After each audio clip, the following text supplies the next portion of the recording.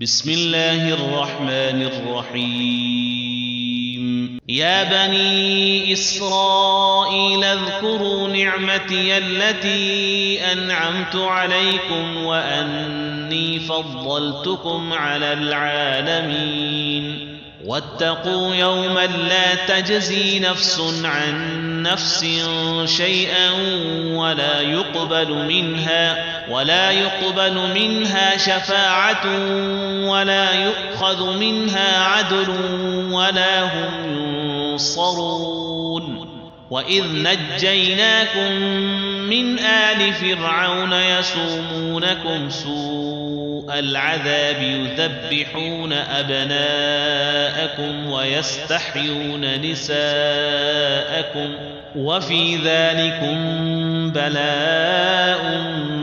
من ربكم عظيم وإذ فرقنا بكم البحر فأنجيناكم وأغرقنا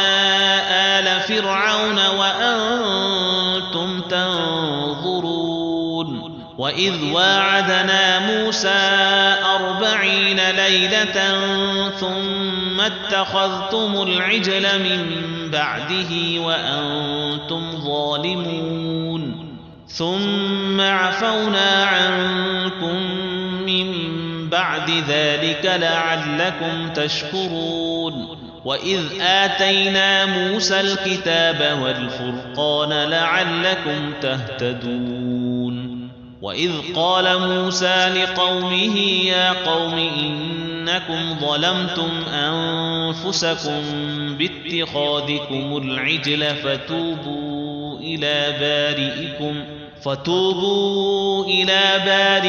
فاقتلوا أنفسكم ذلكم خير لكم عند بارئكم فتاب عليكم إنه هو التواب الرحيم وإذ قلتم يا موسى لن نؤمن لك حتى نرى الله جهرة فأخذتكم الصاعقة وأنتم تنظرون ثم بعثناكم من بعد موتكم لعلكم تشكرون وظللنا عليكم الغمام وأنزلنا عليكم المن والسلوى كلوا من طيبات ما رزقناكم وما ظلمونا ولكن كانوا أنفسهم يظلمون وإذ قلنا ادخلوا هذه القرية فكلوا منها حيث شئتم رغدا وادخلوا الباب سجدا وقولوا حطة نغفر لكم خطاياكم وسنزيد المحسنين فبدل الذين ظلموا قولا غير الذي قيل لهم فأنزلنا على الذين ظلموا رجزا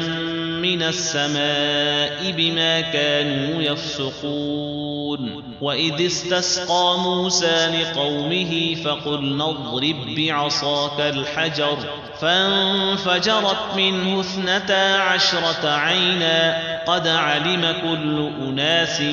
مشربهم كلوا واشربوا من رزق الله ولا تعثوا في الأرض مفسدين وإذ قلتم يا موسى لن نصبر على طعام واحد فادع لنا ربك يخرج لنا مما تنبت الأرض من بقلها وقثائها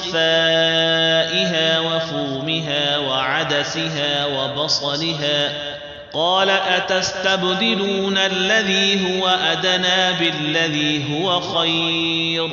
اهبطوا مصرا فإن لكم ما سألتم وضربت عليهم الذلة والمسكنة وباءوا بغضب من الله ذلك بأنهم كانوا يكفرون بآيات الله ويقتلون النبيين النبيين بغير الحق ذلك بما عصوا وكانوا يعتدون